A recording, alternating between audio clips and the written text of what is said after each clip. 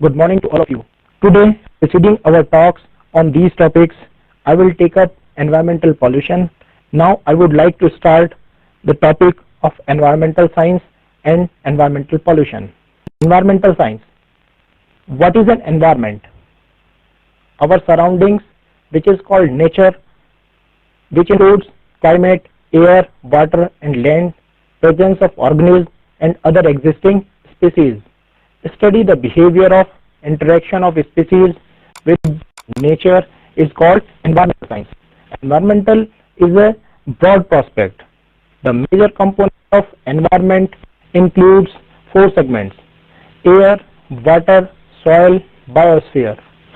Air contributes for the atmosphere and its various parts, whereas water covers hydrosphere and its compartments. The soil part covers the lithosphere and its layers, whereas the biosphere, the ecology and interaction of biotic and abiotic components. Relative weight present in the ecological way, we can conclude that the biosphere, atmosphere and hydrosphere present in the ecology within a ratio of 1:369,000. The climate process and air pollution. What is an air pollution? Air pollution is defined as any contaminant added to the air that is harmful to the health of living organisms. This can be due to the nature of air and wind. This pollution can be carried to large distances. Industrial and contaminants can be found in those places that have virtually no population or less population, whereas the contaminants especially concentrated at the poles. This air pollution can be classified into two parts. First, according to their origin. The origin means the origin of pollutants, from where they are released. First is primary pollutant.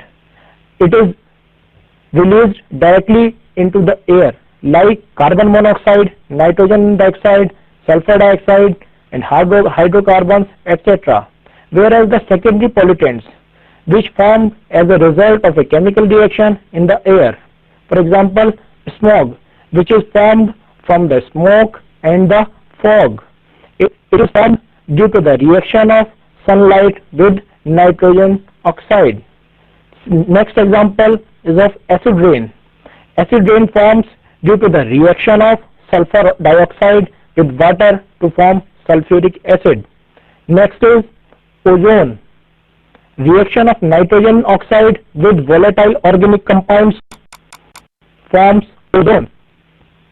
The next part, according to the chemical composition, we can classify air pollution components. According to chemical composition, they can be of two types: inorganic pollutant or organic pollutant. What are inorganic pollutants? The compounds of carbon monoxide, nitrogen oxide, sulfur, halogen and various oxidizing agents like ozone. The particulates of industrial waste also contribute to the inorganic pollutant, whereas the organic pollutants contribute hydrocarbons, aldehyde, ketones, amines, alcohols, which are released through industrial waste. The various type of pollutants, we can classify them according to their composition.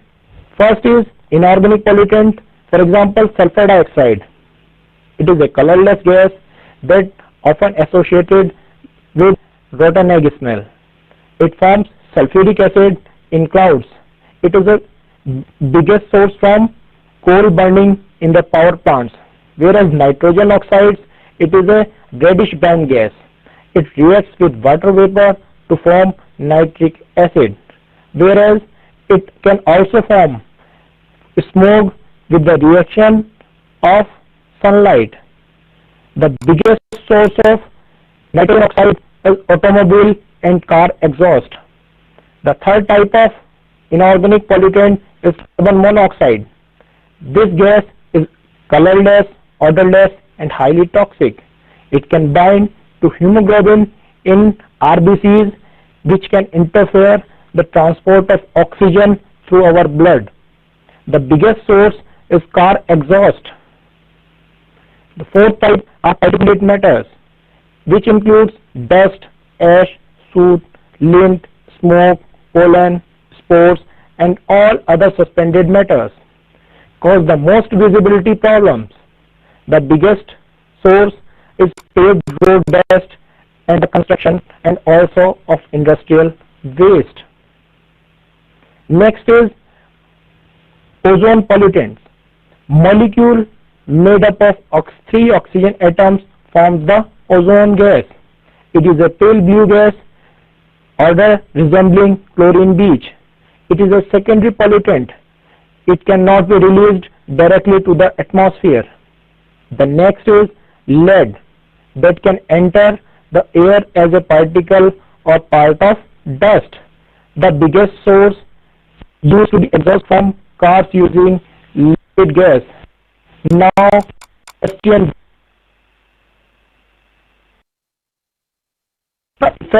air pollution to the environment. First, consider about the human health. Environmental Protection Agency's EPA estimates that air prematurely from illness due to air pollution, which can be from inhalation, absorption through skin, and consumption via food, that are main sources. On materials, materials can be corroded, absorption, deposition, which come into direct contact of chemical attack, and indirect chemical attack. Ill health and material waste depends upon intensity and the duration of exposure, how much time it is exposed to the air. Ozone, it is an important gas. This ozone gas is found in the upper atmosphere that blocks some ultraviolet radiation to reach onto the earth. Scientists discovered that atmospheric ozone level was dropping rapidly every year during September and October, occurring since at least 1960. A 1% decrease in ozone results in a 2% decrease in ultraviolet rays reaching the earth. The ozone was being depleted by pollutants containing chlorine. CFCs, the chlorofluorocarbon, man-made toxics and inert in the troposphere. What is the mechanism on the basis of which the chemical action can stop the reaching of ultraviolet to the earth, and how it is prevented by the ozone? This is the CFC molecule, chlorofluorocarbon molecule. This chlorine gets break down with the help of ozone. This ozone can combine with chlorine to give ClO plus O2, whereas the ozone plus ultraviolet gives oxygen and oxygen atom, nascent oxygen. This nascent oxygen combines with ClO to give chlorine and O2. The net conversion of ozone into oxygen takes place, which is a chemical mechanism for the production of oxygen through ozone. Means there is a depletion of ozone which converts ozone into oxygen molecule, and the screening effect of ozone goes on decreasing with the decreasing amount of ozone layer. This is the ozone hole, showing there is a ozone hole on September 11, 2005. You can easily see how much bigger is the hole and how much safe we are.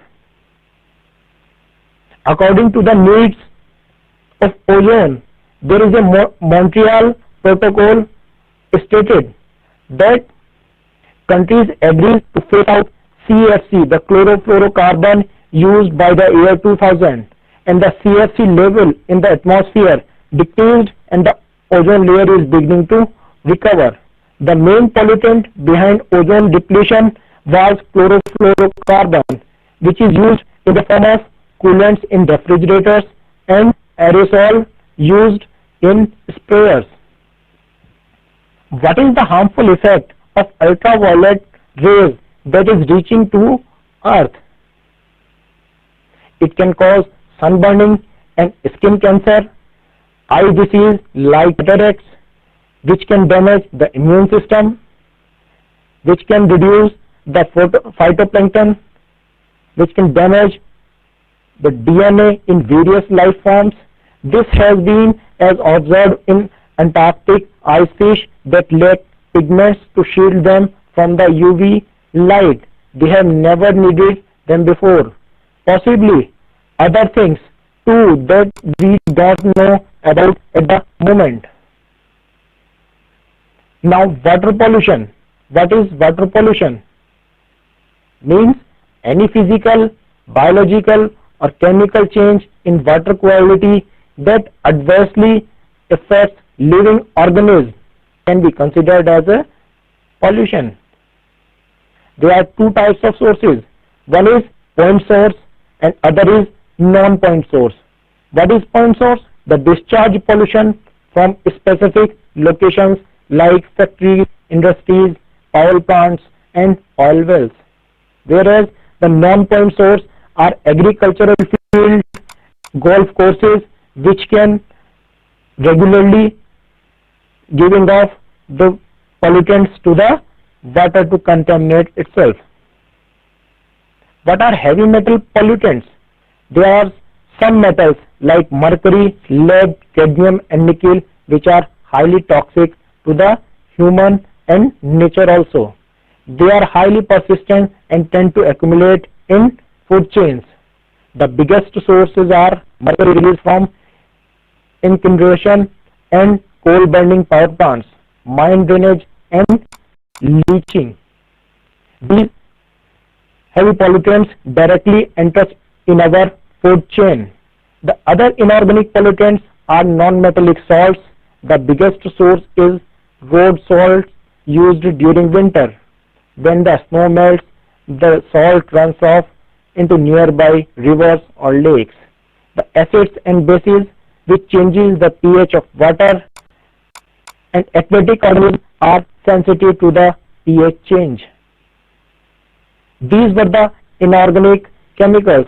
Now about the organic chemicals. The organic compounds are complex molecules that contain carbon.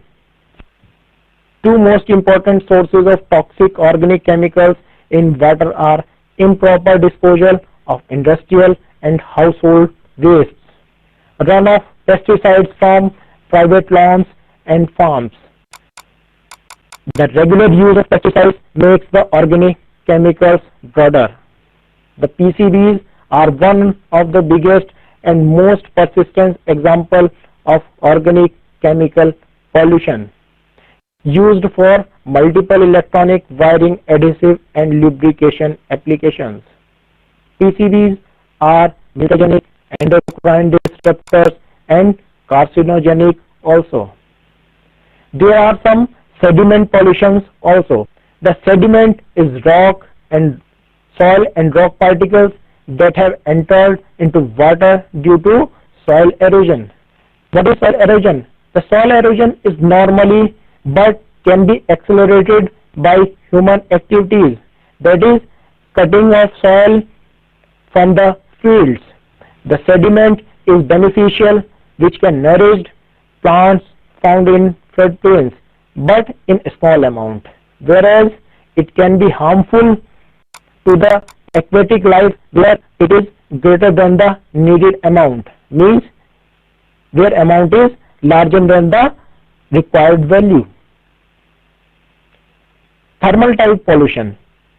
What is thermal pollution?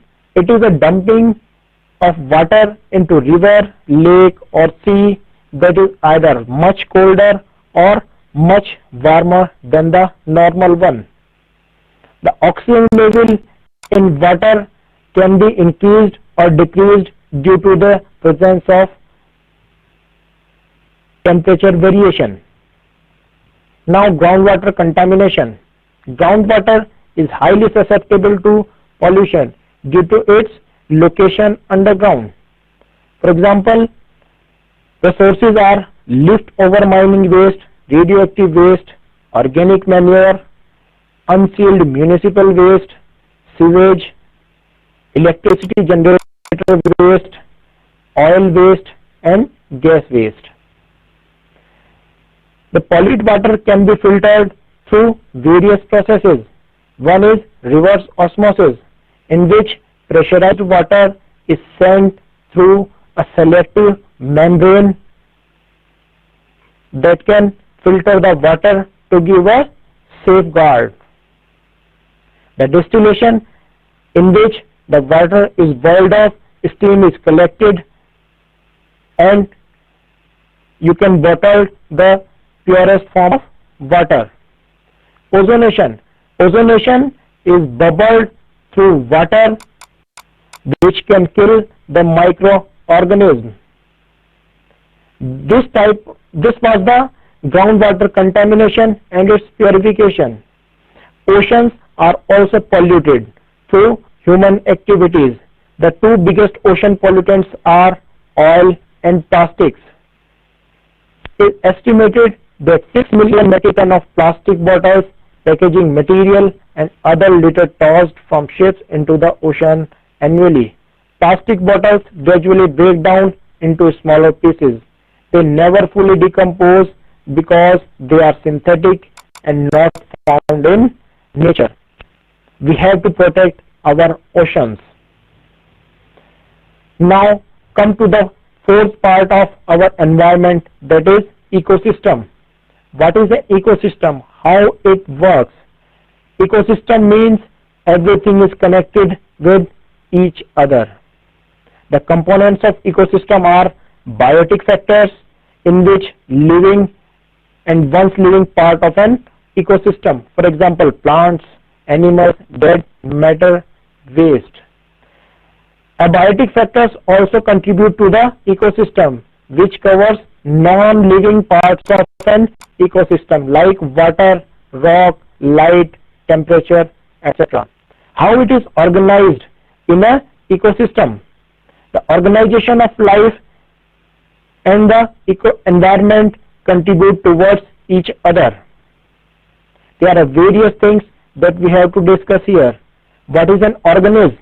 An individual living thing is called an organism. What is a species?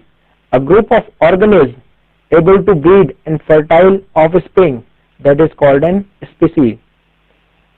What about the population of species? All members of a species that can live in the same area at the same time is known as population of that species. What contribute to the biological community? All populations living and interacting in an area forms the biological community, which further contribute to the ecosystem. A biological community and its physical environment makes an ecosystem. All ecosystem in the entire earth forms the biosphere. This can be easily understood from this pictorial representation. Here it is an organism. A set of organisms living in an area is called a population. Various species population contributing to the community of an ecosystem, that is called biological community. This biological community forms ecosystem, in which animal, plants and different types of species are present and living with each other. These different types of ecosystem forms the biosphere, and this biosphere is our earth. This is the environmental organization for this. But up to where a species can exist, this can be understood with the tolerance limit. But what is the tolerance limit? The minimum and maximum levels beyond which a particular species cannot survive or reproduce. Means what is an optimal range for a species to live. This is the tolerance limit for the species, beyond which this species can be extinct. This is the species inadequate, and here the zone of intolerance. So as we are reaching towards the intolerance limit, we are fear of extinct. Limiting factor to attain tolerance. The environmental pollution creates resistance. Any factor that shows the growth of a population. The density dependent factors most likely to affect dense population, and it can be done through various disease, stress, predation. The density independent factors affect the dense and diffuse populations evenly, like change in the climate or any natural disaster like volcanic eruption. We have to conserve our ecosystem. Why it is important to conserve our ecosystem? Because it is important for environmental protection and just to maintain a balance between different types of ecosystem. Conservation for all species is must, because there is a fear of extinction for some species always exist. So how we can do for that? Pollution control. How we can control the pollution activities? First is the source reduction.